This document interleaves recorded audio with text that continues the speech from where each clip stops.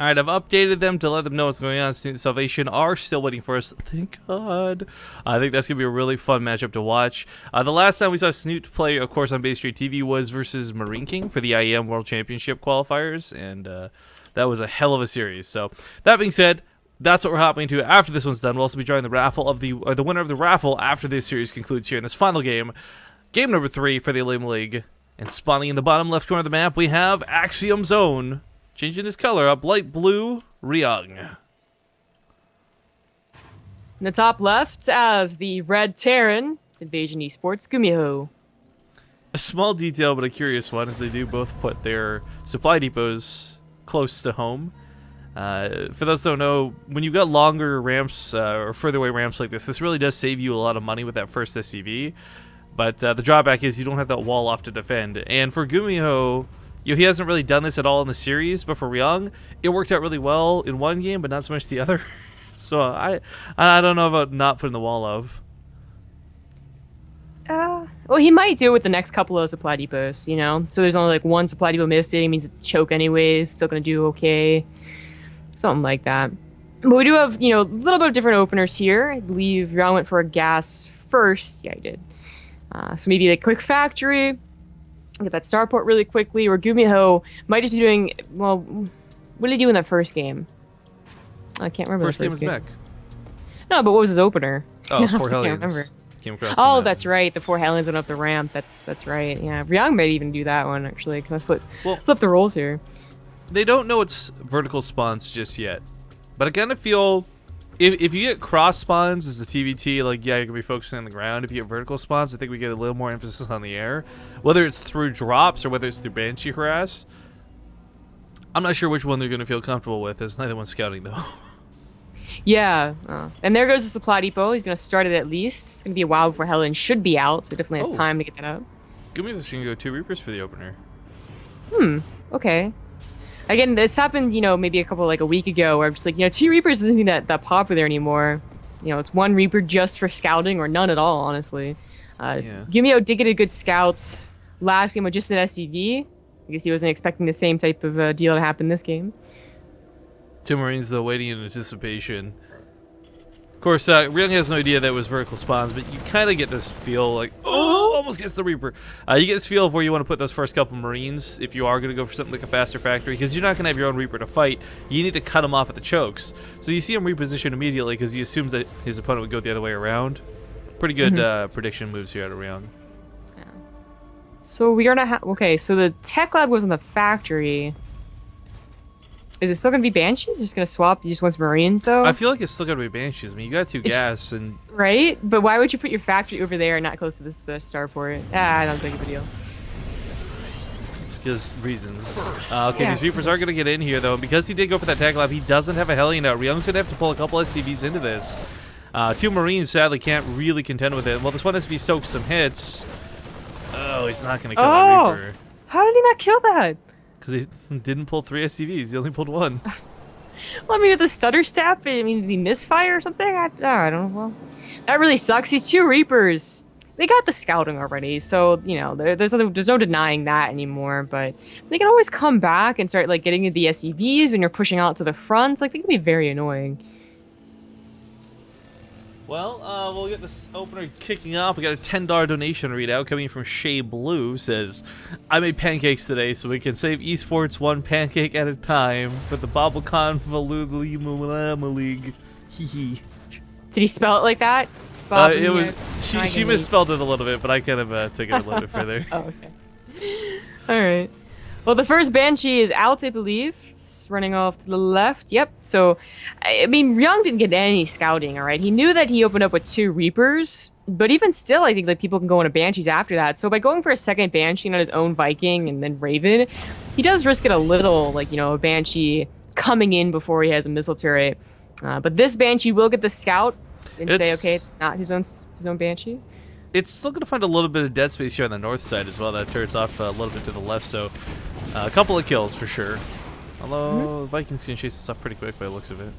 With the second Banshee, it's going to help defend at home, first of all, versus Gumiho's Hellions again. Yeah, but then it'll be able to attack, 2 places at once, and that's going to be a little...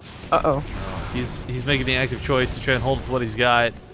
I mean, spread out correctly with Okay. Marines, maybe, but I don't know. The auto turret from the Raven's gonna have to do a lot of work. Yeah, that second Banshee comes back home. This is a pretty smart move. Can pick off one of the lower Hellions. Not quite. Gumiho, stop surviving.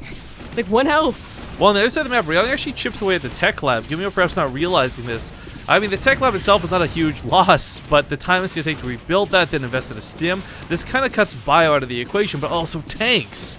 With the reactor also being targeted down, the Banshee sadly almost out of energy, so it's going to die either way, but had Gumiho neglected this as well, that would have been really devastating for someone trying to go Hellions. There's a lot of Hellions. I do feel that Gumiho is going to go mech again. Just be Really? A lot of wins. Yeah, exactly. What tipped you off? Well, excuse me, Mr. Wolf. He doesn't have a tech lab on the Barracks. He's definitely not going bio. I know, I'm just teasing. Excuse you. Anyways, but that's, you know, he's gonna, of course, one of the tech lab just to transfer over onto a factory eventually. Oh, no way. 3 Yep. Vikings don't kill a Banshee in a scan. The first 2 must have been wickedly out of position. I didn't see the start of that. Yeah. In fact, it looks like Gumiho might be going for the same type of build that he did last game. He's gonna transfer over the starport onto the barracks, maybe. I mean, he already has that air dominance. Yep, there you Ryung's go. like trying to get it.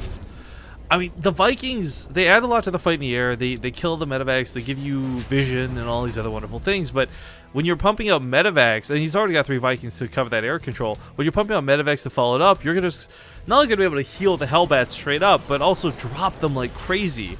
The Hellbat's greatest weakness is its immobility, you know? Well, it also can't shoot up, but that's a whole nother can of worms. So when you get those medevacs to bridge that gap, suddenly that bioforce is not that scary. You lose 1 medevac boost again, who cares? Because you just dropped like 11 more on top of every Marine. Hellbats should definitely not shoot up. I don't know. There's some riff logic behind this that says maybe they should. No, their flames didn't reach that high. Okay, maybe not shoot up, but maybe the medevac can hold them like a Thor, and they can shoot up the sides of the medevac, so it's kind of like a That's drive-by. true. Why Like, don't they do you know what that? it is? It's those chariots, like the chariots with the spikes on the side from like the old Colosseums and stuff. Yeah, I know what you're talking about. Instead of spikes, it's the helmet flames. Oh. All right, attack, gearing up to come in. There is a tank and a couple, 2 tanks in a bunker, but I don't know if this can hold. This can be really hard. Gumiho just doesn't have, or sorry, Ryung just doesn't have a lot of units. The auto turrets are going to help a surprising amount. The tanks are not going down as fast as maybe they should be, but the Vikings also land. The SVs are being pulled in. He doesn't have enough units. He doesn't even have any tech to help them. Like no stim, no upgrades You at know all. what, though? These Marines are starting to clean house. He's gonna barely hold. If he takes on that medevac, that'll certainly help. Oh, God, thank God for that repair on the tank.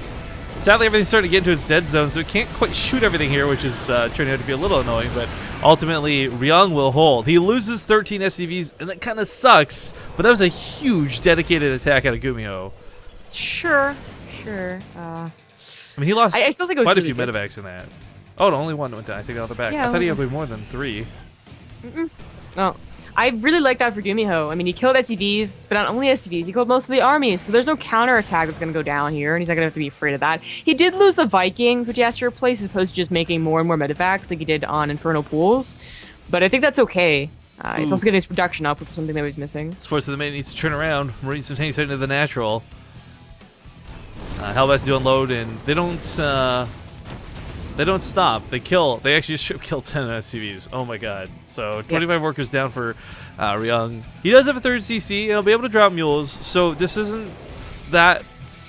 It's bad, but it's not the end of the game bad. It's really too bad. I mean, that is why Ryung didn't have as many units, I feel, as on the Infernal Pools game. It's because he got that faster 3rd CC, but I liked the faster 3rd CC. You know, if he was to survive and only take 10 SCVs worth of damage, not 25, oh god, then he actually goes into a really nice mid-game. He can start showing us, you know, the Ryung that we, like, love, right? Where he's just, like, harassing everywhere and really dominating the game, but now it's like the last couple of games, you know? Like, he's the one that's kind of passive. He didn't get any lucky Banshee on the other side of the map. He's got to do something, maybe like drops, because there aren't any turrets. The Viking count was decreased. Maybe drops could bring him back. Well, it's going to be a while before you can really afford to do that. I do like these things on the rocks to open a path for this 3rd, but right now, everything has to be concentrated on these 6 Hellbats. Not quite Blue Flame, but we saw what 4 could do. 6 can get just as much done, if not more. Now, the kind of curious thing is we do have a lot of Marauders. I like this choice. You're always worried about those Hellbats, but Hopefully we don't have them overly neglect Marines. Sometimes that's one of the cases we see classically happen in TVTs when mech is involved. You get so many Marauders, you start leaving the Marines out of your production cycles. When you do that, oh man, that's really when you need the DPS for the Marines. Even though they're weak, they're fragile, they die, they still bring a lot of damage to the party. Ooh, no defense over here at the natural. Oh, this is gonna hurt Somber. Got blue flame seconds for finishing. Psych. This is like dick move, bro. Oh, wow. Okay, this is kind of a part of the game where you're just going to want to build bunkers and put 4 Marines in there to help with the Hellbats. You can't just constantly be running back here to deal with this. You're going to be way too passive. Gumiho, in fact, he got that third CC. It's going to finish up right now. He's already ready to go ahead and mine on it with 64 SCVs. That's not a good place to drop. That's where the army is. Yeah. Tries to get a bit of damage done. I mean, he picks up one of the 2 of the SCVs. Kind of annoying, but... yeah, not a lot of damage done. But as you mentioned before, this was kind of something he had to try. You can't just sit passively after taking the damage. You have to try and get something done. Now, I don't think Bio is so bad versus Mech. I think in a straight-up engagement, A move versus A move, Mech's going to have a better opportunity to win. But positioning with Siege Tanks is still going to be a big deal. You can't walk Hellbats no matter how many you have into 5 Siege Tanks. But at the same time, you can't walk Marines into Blue Flame Hellbats. Look at the supply. It's just insane. Gumiho is just... I mean, sure, it's going to be a 2-1, but that's because of, like, kind of a weird early TVT, right, where Banshee got lucky. Because otherwise, Gumiho's just been all over Ryung. Well, one of the things on the side for this... okay, we'll hold that thought for a second. Just going to unload like crazy on top of the Bio. Tanks get compromised immediately. Unsieged tanks pushing in here. We'll see if the Bio can kite this long enough. Marauders, they don't have concussive shells, so trying to keep those Hellbats at bay is just not happening. GG. GG. I was going to say, though, one of the cool things we see, folks, Tasia does this really cool thing where we'll hide the Vikings. And if you've got the Vikings, you snipe off